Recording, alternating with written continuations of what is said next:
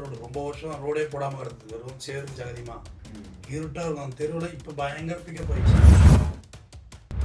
Walking போவோம் அந்த வழியா, பாப்பா பாட நம்மளா எங்கடா வருது, வாடகை கூட இருக்க முடியாது போருக்கு அப்படின்னு ஆற்று இந்த பக்கம் லேக் வியூன்னு சொல்லி விட்டாங்க. பிரம்மாண்ட செட்டப் கிட்டப். ஆனால் அதுக்குள்ளே இப்படி ஒரு உள்குத்தாட்டி இருந்ததே தெரியல. காரணம் இருந்தது கூட பணக்காரங்க தான் அவமானப்பட்டோம் தோத்துட்டோங்கிறது வெளில சொல்ல வெக்கப்படுற கும்பல். ரொம்ப வருஷமா அதை பிரச்சனை ஓடிட்டு இருக்கு. அவ்வளோ பெரிய பில்டிங் எப்படி அப்ரூவலாக வாங்கினாங்கன்னு தெரியல. நீர் பரப்பு இருக்கு, சரிஞ்சு மௌலிவாக்கத்தில் ஊர்ந்து அனுப்ப முடியும். 1 கோடி ரூபா காசு கொடுக்குறீங்க, 10,000 ஒரு வக்கீல் கொடுத்து லீகல் பார்க்க தெரியாது. காத்தா முன்னெல்லாம் விட்டு போனால் கூட பரவாயில்ல, கூட டிக்கெட்னா வாங்கி வச்சிருக்காங்க சார், என்னன்னே புரியல. பல கோடி இருக்கு ப்ராப்பர்ட்டி. அந்த ப்ராப்பர்ட்டி விற்றா 100 கோடி 200 கோடி போகும். ஆனால் அவங்கள்ட்ட கேஸ் ரன் பண்ணுறது கூட காசு இல்லை.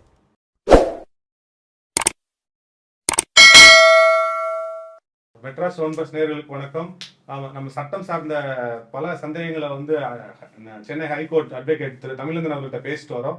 இன்னைக்கு என்ன அப்படின்னா, சார் ஆத்துல போட்டாலும் அளந்து போடு அப்படிம்பாங்கல்ல சார். இன்னைக்கு பாத்தீங்கன்னா சென்னையில மெயின் ஏரியால ஒரு 2500 குடும்பம் இன்னைக்கு நடுத்தரில் நின்றுட்டு இருக்குல்ல சார், இந்த ரியல் எஸ்டேட் மூலமா. அது என்ன detail sir? Alliance arts building. அது சென்னையிலேருந்து நீங்கள் போகணுன்னா பாடி பிரிட்ஜ் தாண்டி அப்படியே போனீங்க, லெஃப்ட்டு கொரட்டூர் சிக்னல் வரும். அது இந்த கொரட்டூரில் அந்த பக்கம் வர கொரட்டூர் தாண்டி லெஃப்ட்டு போனால் அது அப்படியே மாதாங்குப்பம் ஏரியாவுக்கு போகும். அந்த ரோடு ப்ராடான ரோடு, ரொம்ப வருஷம் ரோடே போடாமல் கிடந்தது, வெறும் சேரும் ஜகதியமா இருட்டாக இருக்கும். அந்த தெருவில் இப்போ பயங்கர பிக்கப் ஆயிடுச்சு. லைட்டிங்ஸ்லாம் போட்டு வேறு லெவலில் இருக்குது. அந்த வீட்டை சுற்றி கொஞ்சம் வர்த்தகம் வந்துருச்சு அந்த ஏரியாலாம். நான் பார்த்தப்பேனா அப்படியே குண்டும் குழிமா கிடக்கும், பயமாக இருக்கும் அதில் போகிறதுக்கு. இப்படி இருந்துச்சு. இன்னைக்கு பயங்கர வளர்ச்சி, பயங்கர டெவலப்மெண்ட் செம டெவலப்மெண்ட்டு. அந்த பில்டிங்லாம் பார்த்தா ட்ரீமாக இருந்திருக்கு எனக்கு பல நாள். வாக்கிங் போவோம் அந்த வழியா, பாப்பா பாட நம்மளா எங்கடா வருது, வாடகை கூட இருக்க முடியாது போருக்கு அப்படின்னு ஆற்று இந்த பக்கம் லேக் வியூன்னு சொல்லி விற்றாங்க. அது லேக்கில் தண்ணியே இருந்தது இல்லை, வெறும் சேத்து வாட்டர் இருக்குல்ல, அதுதான் அடிக்கும். அந்த பக்கம் அந்த பக்கம் தண்ணி காலத்தில் தான், மழை காலத்தில் தண்ணி இருக்கும், அது பேக் வாட்டர் மாரி வரும். பெரிய ஏரியா அது. அங்கே இருந்து பார்த்தா பாடி சரணா சோறு தெரியும். வேற லெவலில் கட்டின கன்ஸ்ட்ரக்ஷன் சென்னையில் எனக்கு தெரிஞ்ச ஒரு பிரம்மாண்ட கன்ஸ்ட்ரக்ஷன் தான் அலைன்ஸ் ஆர்ச்டு. அப்படியே போயிட்டு இருந்து அதுக்குள்ளே கடை இருக்கும், செக் போஸ்ட் இருக்கும், வாட்ச்மேன் இருக்கும், பிரம்மாண்ட செட்டப் கிட்டப். ஆனால் அதுக்குள்ளே இப்படி ஒரு உள்குத்தாட்டி இருந்ததே தெரியல. காரணம் இருந்தது கூட பணக்காரங்க தான் அவமானப்பட்டோம் தோத்துட்டோங்கிறது வெளில சொல்ல வெக்கப்படுற கும்பல். ரொம்ப வருஷமா அதை பிரச்சனை ஓடிட்டு இருக்கு. நம்ம அது வழியாக பல நாட்கள் இருந்திருக்கோம். அது எதிர்த்தாப்புல ஒரு கடை மேலே நம்ம கன்சூமர் கேஸ் போட்டோம். ஆமாம், அது வழியாக ரொம்ப எனக்கு ரொம்ப இணக்கமான இடம், அது பழக்கப்பட்ட ஏரியா. 2036 குடும்பங்கள், ப்ராஜெக்ட் 2500 கோடி. இப்போ ஒரு வீடு 1 கோடி ரூபா வச்சாங்க ஆவரேஜ், அவ்வளோ சிம்பிள். அப்படியே ரொம்ப போட்டு குழப்பிட்டு அந்த கீழே உள்ள பிளே ஏரியா எல்லாம் சேர்த்தா அந்த 1 கோடி வந்துடும் ஆவரேஜ். இப்படி தான் அந்த வீடு சேல்ஸ் பண்ணி முடிச்சுட்டாங்க. ஃபுல் வீடு சோல்டு தான். அதில் சில பேர் வாடகைக்கு இருக்காங்க, ஐஃபையா வாடகைக்கு இருக்காங்க. இது இப்படியே போயிட்டு இருந்தது. பேங்க்ல லோன்லாம் வாங்கியிருக்காங்க அவங்க எல்லாமே. பெரிய பெரிய கம்பெனியில் சிஓ லெவலில் உள்ளவங்க தான் அதில் வாங்கினதில்ல. யார் சாதாரண மக்கள் அங்கே வாங்க முடியுமா? சாதாரண மக்கள் நம்ம அங்கே போனாலே அந்நியமாக தெரியும். உண்மையா நம்ம அந்நியமாக தெரியும். வேற்றுக்கிற அந்நியம் அதோட நம்மளால மிங்கிள் ஆக முடியாது. நம்மள ஒரு மாதிரி பார்ப்பாங்களோ, இன்ஃபீரியர் அப்படி இருக்கு. இந்த மாதிரி இடத்துல பார்த்தீங்கன்னா இவங்க அப்போக்கு எப்போ போய் டிஜிபி ஆஃபீஸர் கம்ப்ளைண்ட் கொடுக்குறது, கமிஷன் ஆஃபீஸர் கம்ப்ளைண்ட் கொடுக்குறது அப்படின்னு பார்த்தா அது கோயில் தான், அது பட்டா இல்லை இந்த இடத்துக்கு. ஆனால் பேங்க்காரனே லோன் வாங்கி கொடுத்துருக்காங்க பாருங்க. சர்வே நம்பர் 590-91 நீங்கள் போட்டே பாருங்க. அந்த இடத்துல பட்டா இல்லை, கோயில் இடம், பின்னாடி வாட்டர், அது நீர் பரப்பு. அவ்வளோ பெரிய பில்டிங் எப்படி அப்ரூவலாக வாங்கினாங்கன்னு தெரியல. பின்னாடி நீர் பரப்பு இருக்கு, சரிஞ்சு மௌலிவாக்கத்தில் ஊர்ந்து அனுப்ப முடியும். அந்த முன்னத்தில் விடக்கூடாது. நல்லா இருக்கு, நல்லா சொல்கிறேன். அது எப்படி அப்ரூவல் வாங்கினாங்க? எல்லா இடத்துலையும் ஓவர்லுக் பண்ணி தான் வாங்கியிருக்க முடியும். ஏன்னா 3 வருஷம் ஜென்ரேட்டர் வச்சு ஓட்டிருக்காங்க. அப்போ அது நடத்துகிற நிறுவனம் எவ்வளோ டெக்னிக்காக அவங்களும் முடிஞ்சதாக பார்த்துருக்காங்க. ஏதாவது சாக்ரிஃபை பண்ணிடலான்னு முடியலை. அப்புறம் இடையில ஒரு தாசில்தாரை பிடிச்சி ஒரு பட்டா வாங்கியிருக்காங்க. மறுபடியும் இந்த பட்டா கேன்சல் ஆகுது. பேங்க் என்ன செஞ்சுட்டாங்க? பேங்க் லோன் கொடுத்துருந்தாங்க. பேங்க் ஆக்சுவலாக நம்ம எல்லாம் பட்டா சிட்டா வச்சுட்டு கேட்டாலே பேங்க்கில் லோன் கொடுக்க மாட்டாங்க. ஆனால் நீங்கள் அதில் லோனை வாங்கிக்க. பேங்க் என்ன பண்ணிட்டாங்க? 0 வேல்யூன்னு டிக்ளேர் பண்ணுறாங்க. அதை டிக்ளேர் பண்ணிவிட்டு நீ வேறு ப்ராப்பர்ட்டி கொடுங்க அட்டாச் பண்ணுறதுக்கு. இது மேலே லோன் இல்லை, பெரிய குடும்பமான வைத்தறிச்சலாம். 2500 கோடி வாங்க, 1 கோடியாக பார்க்காதீங்க, 2500 கோடியாக பாருங்கள். எவ்வளோ பேர் கனவாக வாங்கியிருப்பாங்க பாவம் வீடு. ஜீரோ வேல்யூ டிக்ளேர் பண்ணோடனே ஜீரோ வேல்யூ ஒன்றுமே இல்லை, ஆமா நத்திங், அந்த லேண்டே அவ்வளவுதான். அவ்வளோதான், ஒன்றுமே இல்லை. அது ஒரு இப்போ புறம்போக்கு இடத்துக்கு இருக்க மரியாதை கூட அதில் இல்லை. கோயில் இடம் இல்லை, புறம்போக்கு இடம் வந்து காமன் தம்பி. மேய்க்கால் புறம்போக்கு, நீர் புறம்போக்கு காமன். அதில் ஏதாவது என்கரேஜ்மெண்ட் எடுக்க வர்ற வரைக்கும் நீங்கள் வாழ்ந்துக்க போறீங்க. ஆனால் கோயில் இடத்துக்கு நீங்கள் எப்படி வாழ முடியும்? ப்ராப்பர்ட்டி வேற ஒரு ஓனர் இருக்காங்க, ஒரு டெம்பிள் இருக்கு. ஸோ அதுக்கு வாய்ப்பே இல்லைங்க. வேறு ப்ராப்பர்ட்டி இவங்க அட்டாச் கொடுக்கணும். இதுலேருந்து எப்படி வெளியே வர்றது? 2500 கோடி ரூபாய் ஒரு கம்பெனியில் சார்ட் அவுட் பண்ண முடியாது. அவங்க என்ன பண்ணிடுறாங்க, இந்த அலைன்ஸ் ஆர்ச்சின்னு போட்டு அடுத்த ப்ராஜெக்டை வீடு கட்டிட்டு இருக்காங்க. இது பெரிய இஷ்யூவாக இருக்குடா, பேர் கட்டு போகுதுல, கூகுளில் போட்டோடனே வந்துடுது. போட்டு பாருங்க அலைன்ஸ் ஆர்ச்சின்னு தலைப்பு செய்தே நீங்க தானே. உடனே இவங்க என்ன பண்ணிட்டாங்க, அர்பன் ரைஸ் பேர் மாற்றிடுறாங்க. அர்பன் ரைஸிங் பேர் மாற்றுறாங்க, வேற ஓனர்கிட்ட மாற்றி ஹேண்ட் ஓவர் பண்ணுறாங்கிறாங்க. இப்படியா பெரட்டி விட்டு இந்த மக்கள் பாவம் எல்லாம் டிஜிபி ஆஃபீஸ்னு அங்கேயும் ப்ரெஸ் மீட் கொடுத்துட்டு சொல்யூஷன் ஆகாது. இன்ஃபேக்ட் சொல்ல போனால் அந்த ஓனர்கிட்டருந்து வேறு ஏதாவது ப்ராப்பர்ட்டி கட்டுற இடத்துல ஏதோ பாதி கொடுத்து வேறு வீடு வாங்கிட்டு போகிறது தான் பெட்டர். ஆனால் அவர் 2500 கூட தாங்குவாங்களா? அலைன்ஸ் ஆர்ச்சிட்டு அர்பன்ஸ் இப்போவே அவங்க தொலைத்தொடர்புக்கு அப்பால போயிட்டாங்க. அவ்வளோ தொலை தொடர்பு இல்லை, நீங்கள் தொல்லை தொடர்பான எஸ்கேப் ஆயிருப்பாங்க. இது ஏன்டா பெரிய வம்பா இருக்குது, எல்லாம் மாறிடுவாங்க. நீங்கள் பெரிய பெரிய கார்பரேட்டில் யார் ஓனர்னே தெரியாது, அதான் விஷயமே. இப்போ பாஷ்யம் பாஷ்யம் பாஷ்யம் சொல்கிறாங்க, யார் பாஷ்யம்? பேர் தான் பாஷ்யம், உருவம் தெரியாது. இந்த இதில் நம்ம ரோனி தேட்டருக்கு பின்னாடி ஒரு பில்டிங் பிரச்சனை ஆகிக்குது, நம்ம கோயம்பேடு ரோனி தேட்டர். பாஷ்யனால பெரிய கன்ஸ்ட்ரக்ஷன், அது எல்லாமே அது ப்ராப்ளம் ஆகிட்டு. இப்போ ராசாகிரண்டா கூட எல்லாம் மிகப்பெரிய பிரச்சனையாச்சு. ஆமாம், எல்லாத்துலேயும் ப்ராப்ளம் இருக்குது.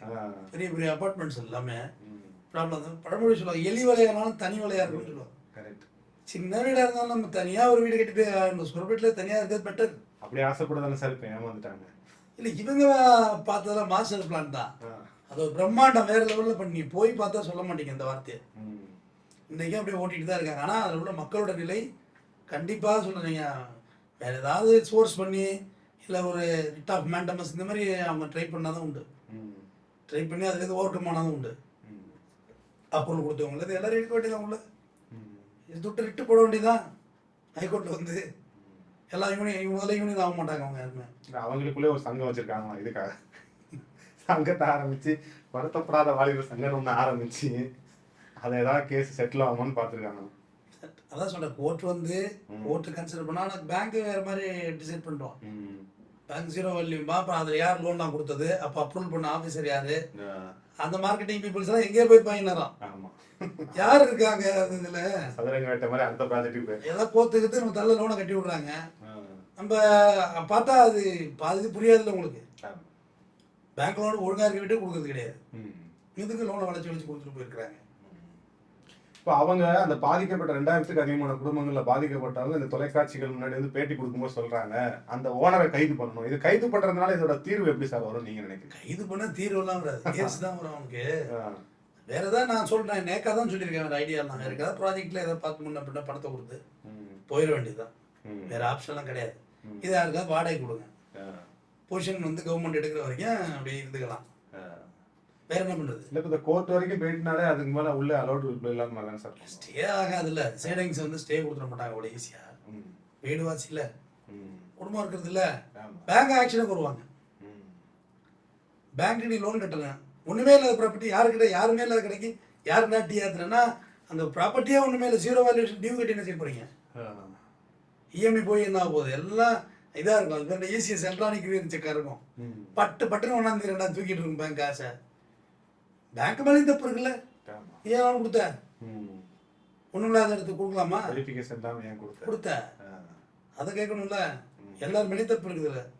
நீங்கள் நான் ஒன்று சொல்கிறேன், 1 கோடி ரூபா காசை கொடுக்குறீங்க, 10,000 ஒரு வக்கீல் கொடுத்து லீகல் பார்க்க தெரியாது, கம்மியாக சொல்கிறேன். 10,000 ரூபாய் லீகல் பார்த்தா 1 crore இருக்கு உங்களோட எஸ்டிமேஷனு, சும்மா சொல்கிறேன். 10,000 லீகல் பார்த்தா கண்டிப்பாக எந்த வக்கீலும் ஒத்துக்க மாட்டாங்க. இதில் அவங்களே செட்டிங் வக்கீல் வச்சுருப்பாங்க, பெரிய பெரிய கட்டுமான நிறுவனங்கள் இருக்குல்ல, அவங்களே அட்வைஸ் வச்சுருக்காங்க, எல்லாம் பார்த்தாச்சு. அந்த வக்கீல் எப்படி அவங்க சம்பளம் வாங்குறவர் எப்படி சொல்லுவார்? எப்படி பேசுவார்? அவங்க கம்பெனி தான் ஃபேராக இருப்பாங்க. ஸோ ப்ரைவேட் ஒரு வக்கீல் இப்போ நம்ம மாதிரி ஆள்கிட்ட வந்து கொடுத்தா பார்க்க போகிறோம், இதெல்லாம் வாங்காதுன்னு நம்ம இந்த வேலையே கிடையாது.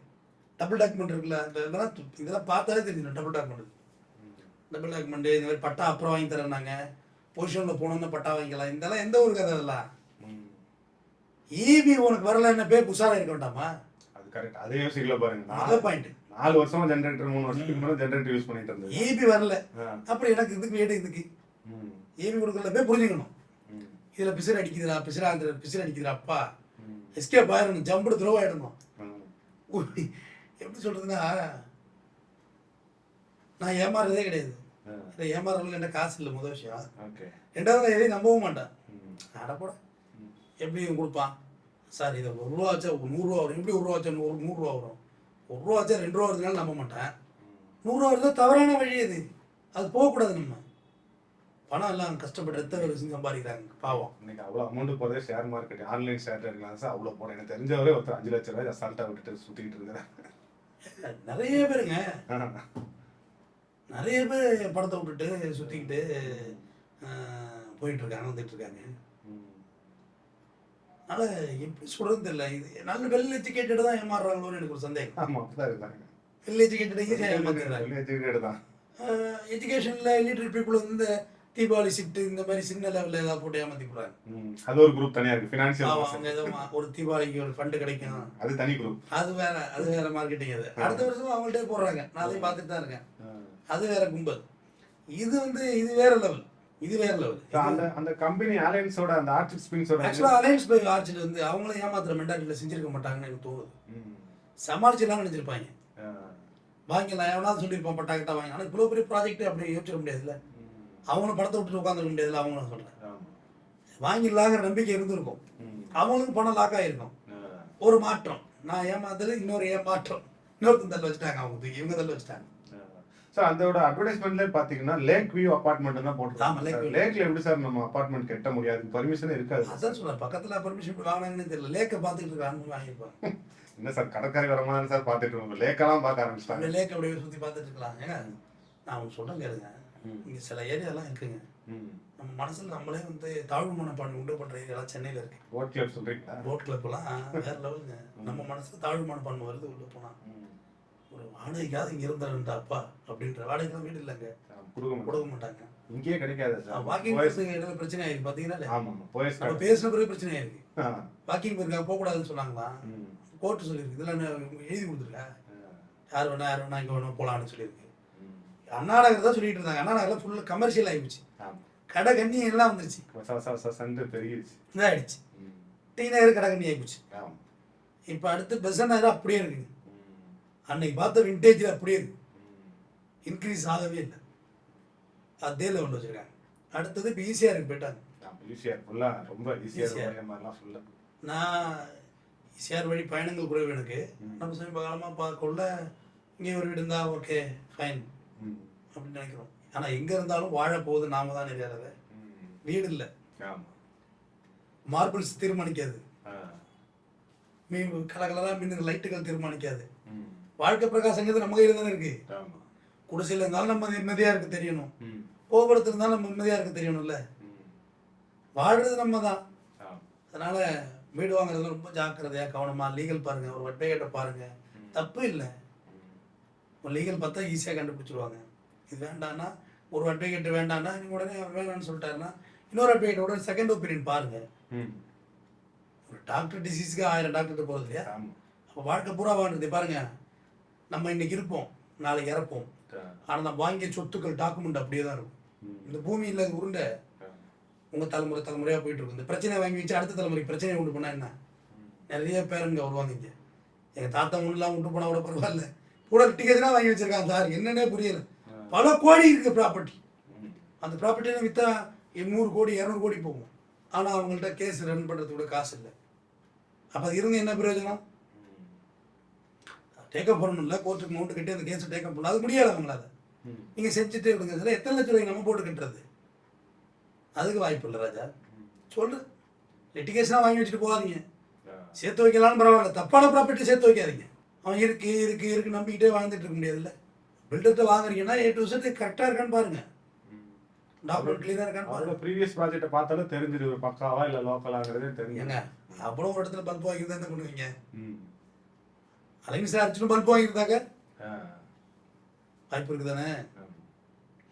உங்கள் ப்ராஜெக்டை நீங்கள் பாருங்கள். அவன் முன்னோட்ட பின்னோட்டத்து உங்களுக்கு என்ன வேலை? இந்த விசாரிச்சு நீங்கள் சொன்ன மாதிரி லீகல் பத்தவங்கள போய் வாங்கிக்கங்க. அதை எடுத்துட்டு இங்கே வீடு அங்கே வீடுன்னு போவாங்க. அவளை வீட்டுக்கு தண்ணி சப்ளை எப்படி பண்ணுவாங்க? லாரி வச்சு ஊற்றுறது ஒரு வழியே இல்லை. அவர் மெயின்டெனன்ஸ் சொல்லி அவனே ஒரு குழு போடுறான். நான் ஒரு அப்பார்ட்மெண்ட் பஞ்சாயத்துக்கு போயிருந்தோம். நம்ம இந்த கிளைண்ட்டாக அந்த டார்ச்சர் பண்ணிட்டாங்க. போய் பார்த்தா அவன் ரவுடி சமையல் பண்ணுறாங்க. உள்ள நாள் வச்சுக்கிட்டு எல்லாம் பவுன்சர்லாம் வச்சுருக்காங்க. அவன் பெரிய சங்கம், தனி ரூமு, தனி கேபின், அவங்களுக்கு வந்து பிஎஸ்ஓ செக்யூரிட்டி அளவுக்கு பில்டப் பண்ணுறாங்க பார்த்துட்டு. என்ன இப்படி நீங்கள்லாம் யார் ஏன் முதல்ல? யூனியன் இருக்குது, நீங்கள் வந்து சரியாக நடந்ததெல்லாம் உங்கள் வீட்டு வாசலில் குப்பை எடுக்க மாட்டாங்க. எத்தனை நாள் நாரிக்கிட்டு இருக்கும் குப்பை? நீங்கள் லிஃப்ட்டில் எடுத்துகிட்டு போக முடியாது, அனுமதிக்க மாட்டாங்க. ஏன்னா லிஃப்ட்டில் பாக்டீரியா இன்ஃபெக்ஷன் ஆகிடும். இந்த மாதிரிலாம் அப்படி சொல்கிறாங்க அவங்க. அப்புறம் ஒரு மாதிரி பேசி எங்கள் என்னங்க வால் எடுத்து பண்ணிட்டு இருக்கீங்கன்னு சொன்னால் அவங்கெல்லாம் காதில் வாங்குறதே இல்லை. பெரிய பில்டிங்கில் பார்த்தீங்கன்னா டெனண்ட்டுக்கு மரியாதை கிடையாது. இன்ஃபேக்ட் அந்த அசோசியேஷனில் சேர்த்து கொடுத்து கிடையாது. டெனன்ட் ஓனர் அசோசியேஷன் தான் இருக்கும். டெனனுக்கு இங்கே இருக்குது, சேர்த்து கொடுத்து கிடையாது. நம்மளா 10 டெனண்ட்டை சேர்த்து அசோசியேஷன் அமைக்கவும் முடியாது. நீங்கள் இந்த மாதம் இருப்பீங்க, அடுத்த மாதம் போயிடுவீங்க. உங்களுக்கு அந்த மண் மேலே பெரிய பாசமும் அந்த சிமெண்ட் காரக்கு மேலே பெரிய ஈர்ப்பு இருக்காதுல்ல. அதே இப்போ வந்து பாசிங் ரோட்ஸ் மாதிரி தான். பூமியே அப்படி தான். நம்ம இருந்தோம் நாளை இறந்துருவோம். அதுக்குள்ளே எவ்வளோ அழிச்சாட்டியம் பண்ணிக்கிட்டு தெரிஞ்சுக்கிட்டு இருக்க வேண்டியது இருக்குது. நம்ம பிறகும் வாழ்கிற சொத்து வாங்குகிறோம், வாரிசுகளுக்கு வாங்குகிறோம். நல்ல ப்ராப்பர்ட்டியாக வாங்க. நன்றி. நன்றி.